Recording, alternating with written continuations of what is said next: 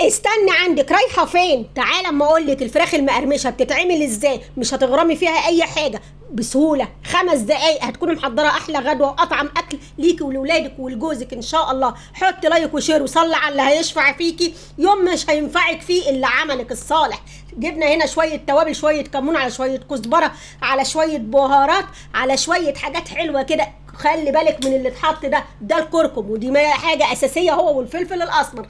خلي بالك، اوعي تروحي كده ولا كده، ولا عينك تورب كده ولا كده، مش يعني بصي مش عايزه اقول لك. يلا المهم حطينا شويه بسم الله الرحمن الرحيم توم باودر على بصل باودر، وقلبناهم في قلب بعض. حطينا ايه تاني؟ شويه لورا مطحونين. اوعي تنسي المكونات اللي انا بقول لك عليها قبل ما تعملي اي حاجه تكوني محضراها عشان ما تنساهاش. سخني طاسه الزيت، حطي الوراك، قطعي الورك نصين. اوعي تنسي كلامي اللي انا بقوله لك، تكوني غاسله فراخك كويس قوي بميه وليمون وخل ودقيق. ظبطي الدنيا، ما تخليش فيها اي زفاره.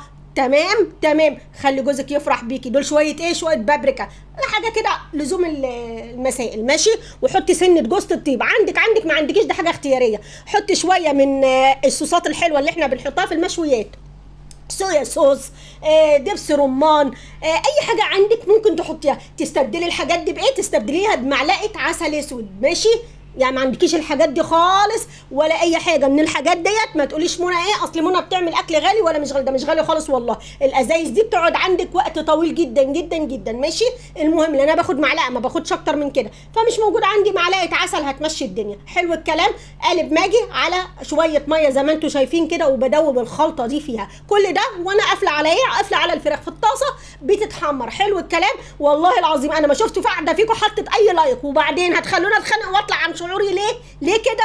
ليه الفيديوهات هتقع مننا اكتر من كده؟ لا مش معقول، ده انا بفيدك. يلا خليكي معايا ماشي، وبستفيد منكم وبحبكم جدا جدا جدا جدا، وبتوحشوني، وما بقدرش يوم ان انا ما انزلكوش اي حاجه، لان انا اليوم اللي ما بنزلش فيه حاجه يا لهوي مش عايزه اقول لكم. يلا تعالوا هاتي طماطميه كده وقطعيها مكعبات صغيره. امشي معايا خطوه بخطوه. انا بقيت اشغل لك كل حاجه على البوتاجاز اهو، عشان ما تقوليش انت بتروحي فين ولا الحاجه بتروح فين. حلو الكلام.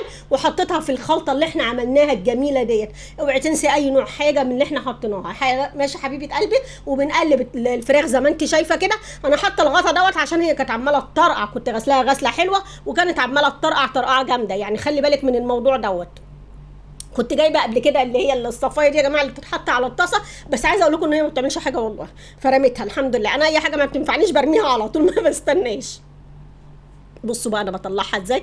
مش عايزاها تاخد وش، انا ما يهمنيش ان هي تاخد وش. عارفين ليه؟ لان الوش اللي هي هتاخده ده لسه ما جاش اوانه. حلو الكلام. بعد ما حمرناها كده امسكيها كده، رصيها في الطاجن بتاعك اللي زي العسل دوت، ماشي. ما تقلقيش الطاجن مش هيجرى له حاجه الا اذا ايه؟ بعيد عنك والله اكبر حد ضربك عين كالعاده. حلو الكلام.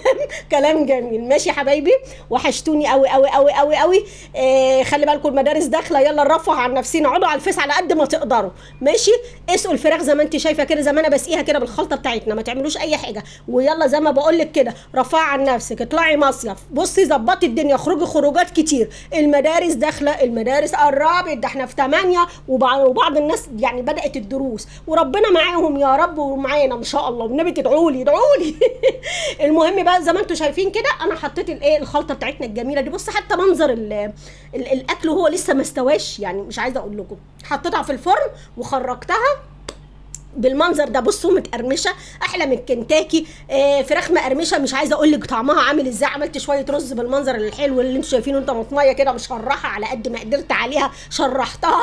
ادوني لايك وادوني شير، واوعي تسيبي الفيديوهات بتاعتنا هتندمي.